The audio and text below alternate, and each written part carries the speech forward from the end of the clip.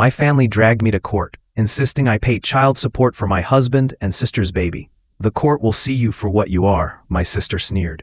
I leaned forward and whispered, good, because when they do, they'll see what you are too. The gavel hadn't even come down before the gallery filled with the soft, satisfied hum of people waiting for the spectacle. Cameras, phones more than anything, hovered like flies.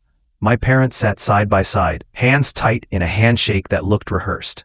My husband's jaw was set so hard it hurt to watch. My sister wore her smirk like jewelry.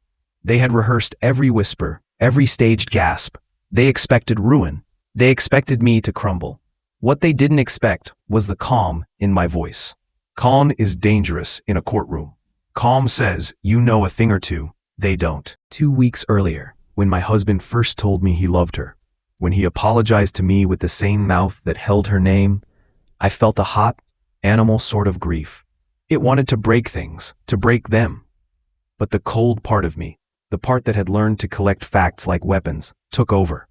I listened. I watched. I wrote down names, dates, excuses. I kept quiet while they planned their public betrayal. Let them talk. Let them sign the affidavits and exchange smug texts. Every little boast, every careless confession became a thread I could pull. After the hearing, the judge postponed, citing need for paternity tests and financial investigations. My family dispersed, triumphant. My sister posted a victory selfie, lipstick perfected, husband's hand possessively on her shoulder. My mother texted, "We knew you for what you are." My father called me weak in that soft, disappointed voice he used when he wanted me to fail. They were already celebrating my presumed future. I left the courthouse and walked to the coffee shop 2 blocks down, the one with the flickering neon sign where no one important ever went. I sat at a corner table and opened the slim folder I had carried under my coat the whole morning. Inside were receipts and screenshots, a couple of emails, and 3 little items that felt like detonators. The first was a string of messages between my husband and a woman with the same initials as my sister. He had messaged her in the middle of the night, confessing fear and promising money. The tone wasn't flirtatious as much as frantic. Fear of being caught, fear of losing everything. Fear always gets honest. The second was a bank statement showing transfers.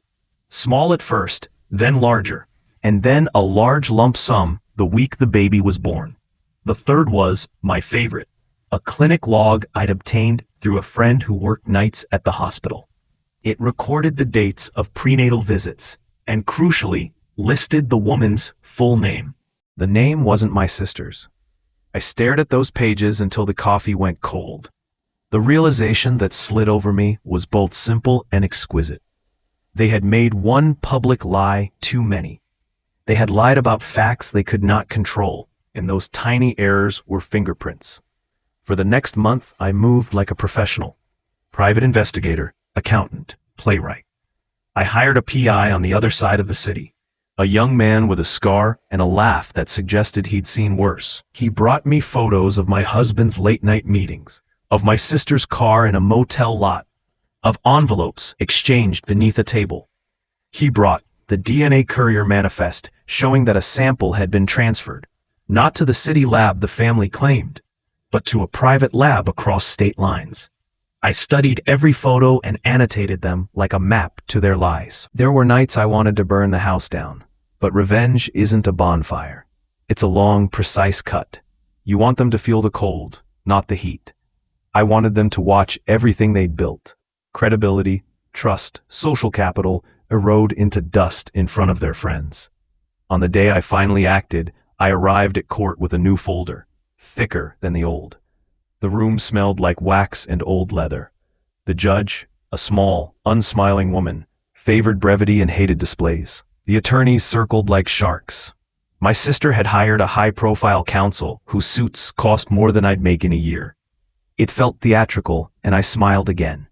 I had rehearsed how to look small and harmless. When the judge called my case, my sister's lawyer opened like a fan. Lies, betrayal, the child in need, the sanctity of family. He spoke in tidy aphorisms, the kind that make onlookers nod. He said, "This is not about malice. This is about responsibility. Responsibility, I echoed and stood. I had expected murmurs. I had not expected the silence that followed, the kind that feels like a held breath. I will not pay for something that is not mine, I began. My voice was steady. But I will not waste the court's time with theatrics either. I have documents. I will submit them to the clerk and leave it to evidence. My sister laughed. It was small in court, like a cracked bell. You can't possibly. I didn't answer her. I handed 2 copies of my folder to the clerk. Then I reached into my bag and pulled out a thin flash drive and handed it to the judge.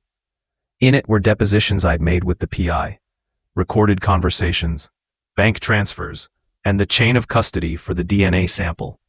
I watched my sister's face change color as the prosecutor, who had been leaning back, impatient, suddenly forwarded the drive to his laptop. The PI's voice filled the quiet courtroom.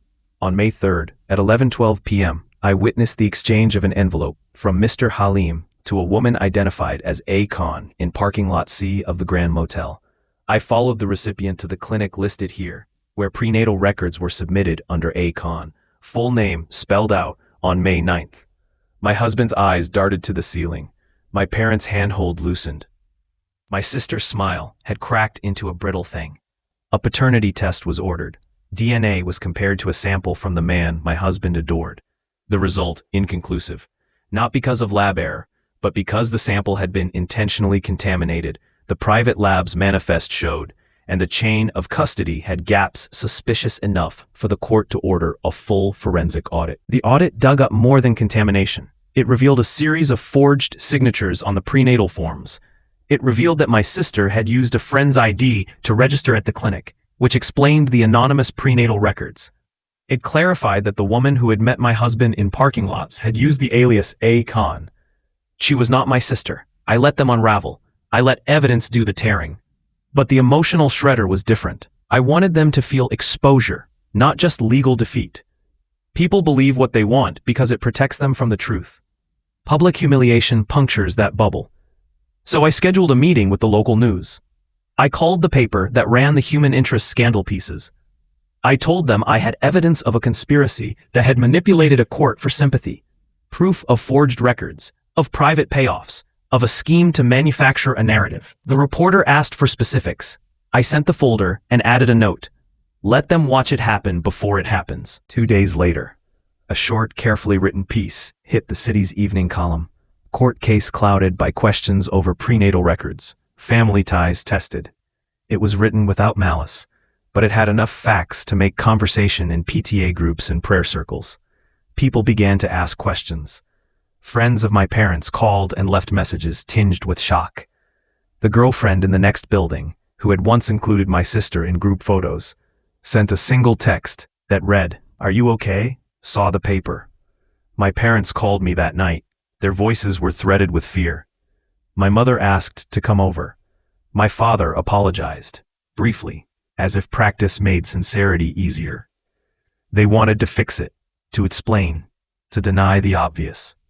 I listened to them babble small, weak rationales. The sound of them searching for excuses was soft and delicious. The trial resumed like an exhausted soap opera. My sister's legal team tried to bury the audit's findings under motions and procedural sleight of hand. But a judge who dislikes manipulation will smell insincerity as a dog smells fear. The court called the clinic for internal records. The clinic's director, flanked by counsel, admitted to discrepancies. The private lab's manager testified about irregular transactions. My husband, cornered, had nothing but a trembling hand to offer. Friends turned into accusers when shown payment records that correlated with favors and hush money. After the testimony, the judge asked to hear from the parties. My sister stood and began a practiced speech about betrayal and motherhood. The room listened politely, then with the small, inevitable skepticism. Human beings save for a liar when they have proof. I stood last.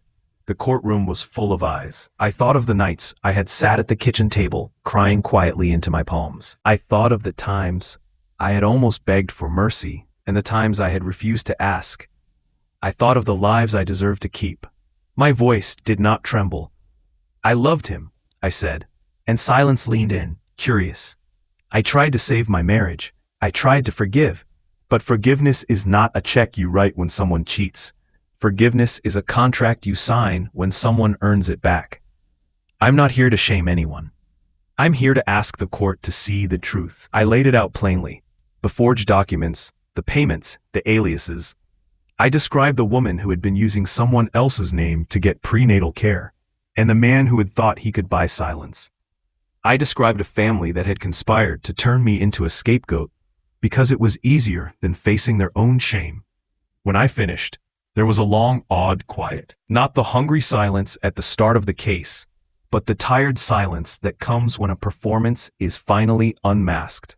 A judge did what judges do when presented with clear evidence. She ordered punitive measures, referred the case to the state attorney for potential fraud charges, and postponed any child support ruling until paternity and criminal investigations were complete. The family's victory had dissolved into legal peril. My sister's lawyer suddenly looked like the expensive suit he was, out of depth and overcommitted. Outside court, as cameras hovered again, I watched my parents weep faces as the story magnified. My mother's friends unfriended my sister on social media. My father's business partner phoned to say he was concerned about reputational risk. The house my parents had used as a backdrop for their social image suddenly felt like a set whose props were being removed. Revenge, I had promised myself, would be clean. I didn't want them broken in the way I had been. I wanted them to feel the precise discomfort of exposure. I wanted the public to see what they had offered me as truth. There was, of course, more fallout. The man I had married filed for separation and then fled. My sister vanished for a week and then reappeared at a friend's apartment, bleary and small, insisting it had all been a mistake. My parents held on to each other and their regret like a pair of drowning people clinging to a raft. Time did something strange. The worst pain, the betrayal, the humiliation, dulled like a bruise. It didn't vanish, it flattened. In the quiet months, when the court put temporary measures in place and the investigations moved at their slow, bureaucratic pace, I rebuilt the parts of me they had tried to dismantle. I went back to work. I rented a small apartment above a bakery. I learned to like the sound of my own footsteps in the hallway. The last time I saw my husband was at a hearing.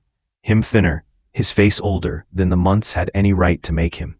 He looked at me with an apology lodged behind his teeth. "I'm sorry," he said, and meant nothing. I nodded, because a nod is sometimes all you owe someone who didn't deserve your lifetime. Months later, the criminal charges settled into plea agreements and fines. The clinic's director resigned. My sister attended mandatory counseling and, in a public statement, apologized for causing pain. The social ripple from the news piece made some friends too embarrassed to return calls.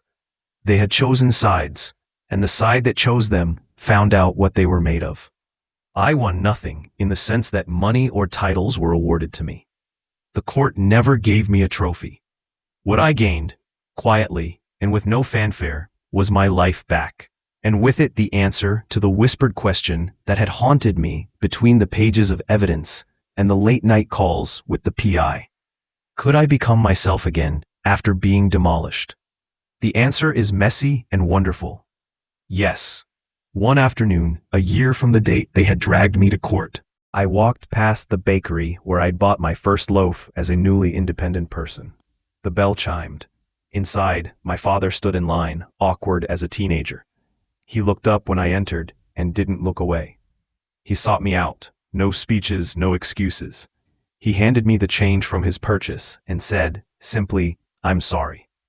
I accepted the apology because the court had proven something else, that apologies can be earned in small, honest increments. I didn't forget. I didn't pretend the past hadn't been a battlefield. But I learned that truth, when it's held like a lantern, lights not only the liar, but also the liar's world, until there's nothing to hide behind. And sometimes, late at night, when silence is full of possibility, I whisper the same phrase I used in that courtroom, not as a threat, but as a reminder. I'm not here to defend myself. I'm here to show the truth. They had wanted me broken in public. Instead, I used the public to return the favor, not with cruelty, but with clarity.